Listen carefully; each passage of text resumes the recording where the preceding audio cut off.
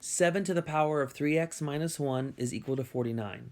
Okay, folks, this is our first strategy. There's going to be two different strategies when solving an exponential equation, okay? Strategy number 1, get the same base on both sides. So the left-hand side is definitely base 7, right? This is the number 7. The question is, can you rewrite 49 as base 7? And I suggest that we can. So the left-hand side I'm just going to rewrite at the moment. But the right-hand side can be rewritten as 7 squared. See, that's base 7. And so what we know to be true is that if you have two exponential expressions set equal to each other like we do here, with the same base, the only way 7 raised to the power of 3x minus 1 will be equivalent to 7 raised to the power of 2 is if this power is equivalent to this power. In other words, you can drop the bases and set the exponents equal to each other. This is 3x minus 1 is equal to 2. This exponent is going to have to be equivalent to this exponent if these two expressions are going to be equivalent. Cool. Now just solve for x. When you add 1 to both sides, you get 3x is equal to 3, right? When you divide both sides by 3, you get x is equal to 1. There's your solution. X equal to 1. All right? So you're going to hear me over and over and over again say, let's get the same base on both sides. Let's get the same base on both sides. Okay, this is example 1, part A. There's going to be 4 parts altogether. So let's look at example 1, part B now. All right, look at this. 3 to the power 5x minus 4 is equal to 9 to the power x plus 1. All right, the question is, can we get the same base on both sides? Well, we all know that the left-hand side is base 3, and I wonder if you and I can rewrite the number 9 as base 3 so as to match the left-hand side base. Well, we all know that 9 is 3 squared, right? So 9 is 3 squared, but you cannot forget that this is being raised to the power of x plus 1, right? So then this becomes 3 to the power of 5x minus 4 on the left-hand side. But on the right, don't forget your your rules for exponents. Your rules for exponents here say that you want to multiply the number 2 into this expression. It's the power rule here for exponents. The power rule says that you need to multiply. So basically, it is 3 to the power of 2 times x plus 1, right? And then, and then you can distribute the 2. You can distribute the 2 and get 3 to the power 2x plus 2. All right, cool, guys. You guys did it. Like, we got the same base on both sides. So then what we can do at this point, after I move the screen up a little bit, what you can do at this point is drop the bases and set the exponents equal to each other. Like that. Okay? And now solve for x. Now get all of the x's on the same side. I don't know what side you want to collect your x's on. Maybe on the left. Now listen to this, folks. If you move the variables to the left, that means all your constants have to go to the right. So I'm going to move everything at the same time. I'm moving my variables to the left, my exponents to the right. So let's see. That's gone and that's gone, right? So then what you're left with then on the left is 3x. And what you're left with on the right is 6.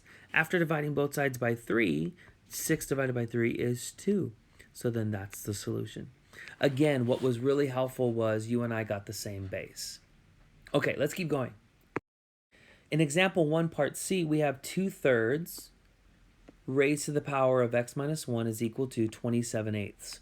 Okay, so I wonder if we can make 27/8 to be an exponential expression with a base of 2/3. Now, keep in mind that 8 is the power of 2 and 27 is a power of 3. I wonder if we can make that happen. Let's try. So what you want to do is, let's rewrite the left-hand side really quickly. Now look at the right-hand side. What we must realize is that 27 over 8 is the same thing as 3 over 2 quantity cubed, right? Because after all, 3 cubed, 3 times 3 times 3 is 27, and 2 cubed, 2 times 2 times 2 is 8. So 3 halves raised to the third power is definitely 27 eighths. But we're not done here. We want base 2/3 so that it matches the left-hand side, 2 over 3. This fraction needs to be flipped over. Do you remember what kind of exponent would take a fraction and flip it over? A negative exponent, that's right. So what I want to do then is change the right side in order for this fraction here, 3 halves, to turn over to be 2/3. The exponent has to be negative. So that's why this negative showed up right there, is because this fraction 3 over 2, I want it to be 2 over 3. And if you want it to turn over or reciprocate, you're going to need a negative exponent. Okay, guys, it took a little bit of creativity, but you and I were able to get the same base on both sides, so we can drop the common bases and set the exponents equal. Add 1 to both sides, and you get the final answer of -2. Good job. Let's do another. All right, look at this one. This one seems way more involved. Shall we say more fun? You got 8 to the power of x plus 3 times 4 raised to the power of 2x is all equal to 16 raised to the power of x plus 1. Now, when I look at all of these bases, 8, 4, and 16, I realize that every single one of these bases can be rewritten as a power of 2. I mean, 8 is what? 2 cubed. 4 is 2 squared. 16 is 2 raised to the 4th power. So I'm going to rewrite all of these bases so that they are powers of 2. All right? So I'm looking at a common base of 2. Okay, so 8 is 2 cubed. Okay, and then let's not forget, actually let me just move this down here so I have some room. 8 is 2 cubed, and let me also do this. Let me just like section this off from the previous example so we don't get confused, okay? All right, so then 8 is 2 cubed, and let's not forget that this is raised to the power of x plus 3 times, we got 4, which is 2 squared, right? 2 squared, and let's not forget that 4 is being raised to the power of 2x. And then we have 16, which is 2 to the 4th power, and let's not forget that 16 is being raised to the power of x plus 1. All right, so that's what we have. Everything is base 2. So if you'll allow me to read this, 2 cubed to the power of x plus 3 times 2 squared to the power of 2x is equal to 2 to the 4th power to the power of x plus 1. All right, guys, let us simplify a little bit. Our power rule for exponents say that we want to multiply these powers. So 3 has to be multiplied to x plus 3, 2 must be multiplied to 2x, 4 must be multiplied to x plus 1. So then we should have something like this. Base, oh, I guess I'm writing in the wrong color here. Base 2, and then we have 3 times x plus 3 times, we got 2 to the power of 2 times 2x, like that, is all equal to 2 to the power of 4 times x plus 1. All right? That's what we have. And then what I'm going to do next is you're going to see me distribute this 3 in there. You're going to see me just multiply 2 times 2x. And then you're going to see me distribute the 4. All right? So then we're going to have something like 2 raised to the power of 3x plus 9 times 2 raised to the power of 4x is all equal to 2 raised to the power of 4x plus 4. Okay? Now, on the left-hand side, notice that this is a product of two exponential expressions with the same base.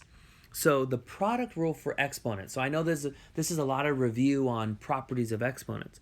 The properties of exponents will tell us that what we can do is keep the common base of 2, right? And then all you have to do to these powers here, 3x plus 9 and 4x, is add them. All right? So then you have 3x plus 9, 3x plus 9, that power, plus 4x, all right, must be equal to the right-hand side. Okay?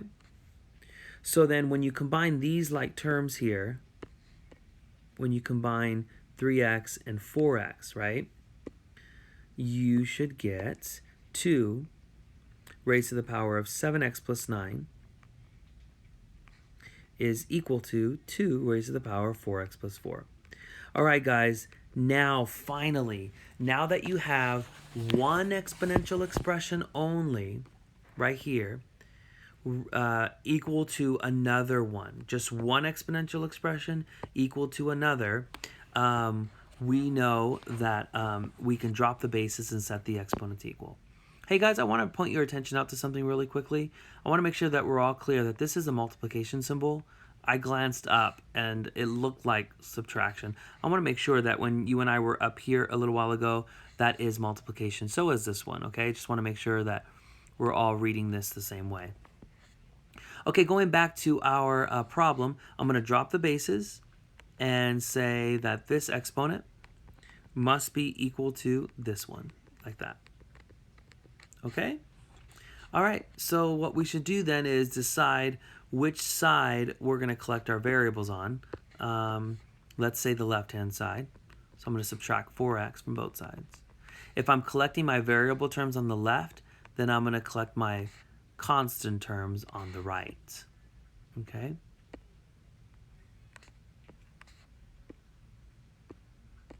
Leaving me with positive 3x is equal to negative 5. When I divide both sides by 3, I get negative 5 thirds, which is the answer. Whew, all right, good job. That one was definitely the most challenging one so far. How long would it take? Stop right there. They're looking for what? What's the variable? What's the unknown? Time. That's what you're looking for. How long would it take? How long would it take to double an investment in an account earning 5% compounded daily? Now, compounded daily is a huge hint. Compounded daily means we're going to use this formula. Do you remember it? A is equal to P times 1 plus R over N, all to the power of N times T. This is the formula for the amount of interest is being accrued and how much is in an account, right? So here we have to identify some things, okay? Now, first of all, your rate is right here. This is your rate here. Let me see if I can. This is your rate, 5%, right? We're going to want to write that as a decimal. Now, compounded daily, this word daily here is your N value. How many days are in a year? 365, right? So N is equal to 365. Cool? Now, this next part is important. What do we plug in for A, and what do we plug in for P? Well, let me see if I can explain it this way. Whatever you plug in for P, the problem says, how long will it take for your investment? And P stands for your investment. P stands for your starting amount, if you will, like how much you are investing, right? So that's how much you're starting with. And at the end of the day, you want this to double. So whatever you plug in for P, the amount that you want to end up with is double that amount, right? So for example, if you let P be, I don't know, I'm just throwing out a number, $1,000 is your investment. You want it to double, which would be what? $2,000, right? A would be $2,000.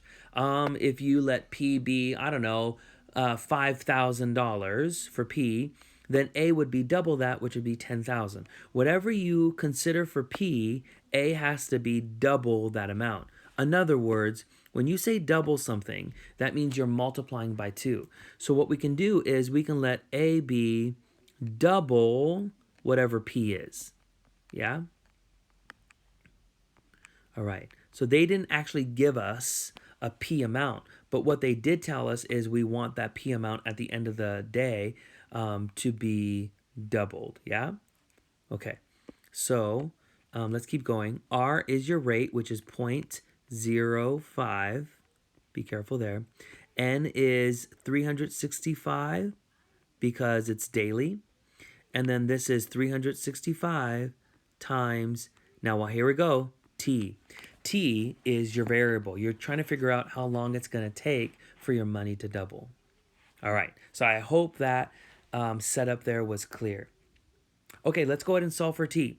This is an exponential expression, or exponential equation, really, because your variable is up here.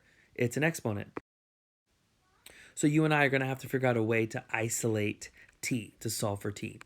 One thing I suggest to do in the very beginning here is to go ahead and divide both sides by P. Divide both sides by P. If you divide both sides by P, notice that this P divides out with that P divides out by that P, right? And so all you're left with is 2 is equal to 1 plus 0.05 over 365, and all of this raised to the power of 365 times T. Okay, guys, all of this expression down here is being raised to this power with your variable. So I think at this time, we're going to want to get this power right here to come down. How? By using the power rule for logarithms. If we take the log of both sides, then the power will come down. So let's take a common log of both sides. Or natural log, it's up to you, doesn't matter. So log of the left, log of the right-hand side.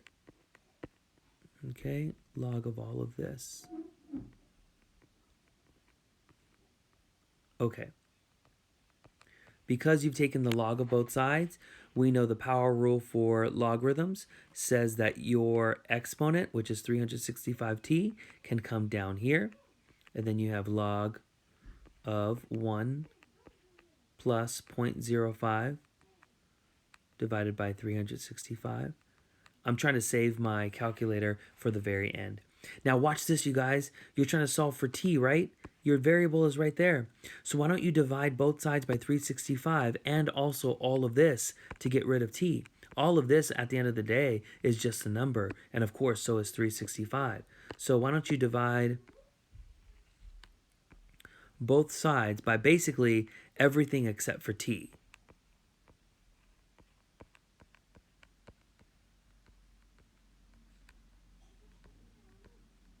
Like that. And the same thing on the right. Oh my gosh, can I fit it all? I'm not sure. Here, let me move this screen to my right a little bit, right? Make sure I can fit all of this in here. Okay, so then it's going to be 365 times log of, I have 1 plus 0.05. I'm trying to squeeze all of this in, okay, so bear with me. Divided by 365, right? There. Okay, I know it's a little squeezed in there, but so then all you're left with on the right hand side is t. So then we have t all by itself. T is equal to all of this, guys. All of this gives you your t value. So then t is equal to, let me write out this long denominator first, 365 times log of 1 plus 0.05 divided by 365. All that's the denominator, and up here is just log of 2. This is how many, what is it? Time we're looking for? Okay, so this is how many years it's taking for your investment to double when it's earning 5% compounded daily. All right, now you probably are expecting what's coming next. We should punch all of this, of course, into a calculator and see how many years this is, okay? So you're gonna have to be super, super, super careful here to get the right answer, all right? So you're definitely gonna have to use parentheses, okay? Parentheses. So you're gonna want to, in your calculator, punch in log of 2, and then click or punch in divided by, and then open parentheses, put 365 times log of, put all of this in, right, in your parentheses there. So let me start over. Log 2 divided by, open a set of parentheses, 365 times log of, a new set of parentheses. A lot of times your calculator will give you those parentheses anyway. Put all of this inside of those set of parentheses, close that out, close out the second set of parentheses, and press equal. All right? So let me see if I can write out what I just said in another color just to show you that I'm punching this into my calculator. So T is going to be, this is what I'm going to put in my calculator.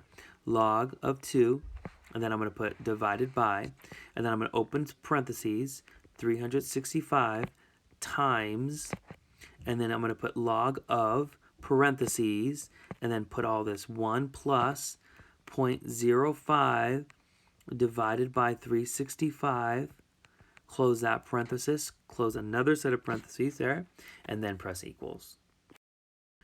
Okay, guys, if you did all of that, you should get approximately equal to how many years? 13, I'm going to round, okay?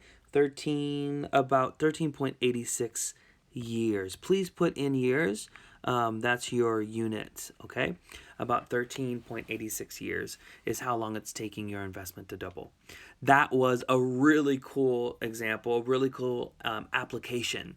Okay, you can imagine how many applications are out there for how many years will it take me to get this amount in my retirement, or how long will it take for my investment to triple, or whatever. A lot of applications in finance. So this is really, really cool. Let's look at one last one. Look at this last question. How long would it take for $500 to grow to $750 in an account earning 6% compounded continuously? Did you catch that last word, you guys? Compounded continuously? Because they're asking about compounded interest when compounded continuously, your formula, do you remember, is P times E to the power of RT. All because of that word continuously. Okay, let's plug in some values, okay? You want your account to grow to 750. So that's what goes in for A. Your starting amount is $500, right? That goes in for P. E is a number, a rational number. Your rate is 6%, which of course as a decimal is 0.06. And then T is unknown. You don't know how long it's going to take. That's what you and I are trying to solve. Cool. I hope you did well there. To get us started here, I suggest that we divide both sides by 500. Okay? Cool. This will definitely isolate our exponential expression on the right. So that's by itself over there. 750 divided by 500, I believe it's just 1.5. 1.5, okay? 1.5. Cool. Now you want your variable to come down, right? Just like we have been doing all along. Now the thing is, you need to take the log of both sides. But because your base is E already, do you know what kind of log we're going to take? The natural log of both sides. So let's take natural log of both sides. We did this earlier when we had base E. Natural log of the left, natural log of the right. Cool. And by the power rule for logarithms, this means that your power comes down. like this. Okay? Now, we talked earlier in an earlier problem of this section that this here, the natural log of e, just means what do you raise e to in order to get e? To what exponent do you raise e to get e? Do you remember what we said earlier? 1, that's right. So the natural log of 1.5 is equal to 0.06 times t times 1. 1 is the exponent to which you would have to raise e to get e, all right? So we have the natural log of 1.5 is equal to 0.06 times t. You know what we need to do next, right? Just divide both sides by 0.06 to isolate t.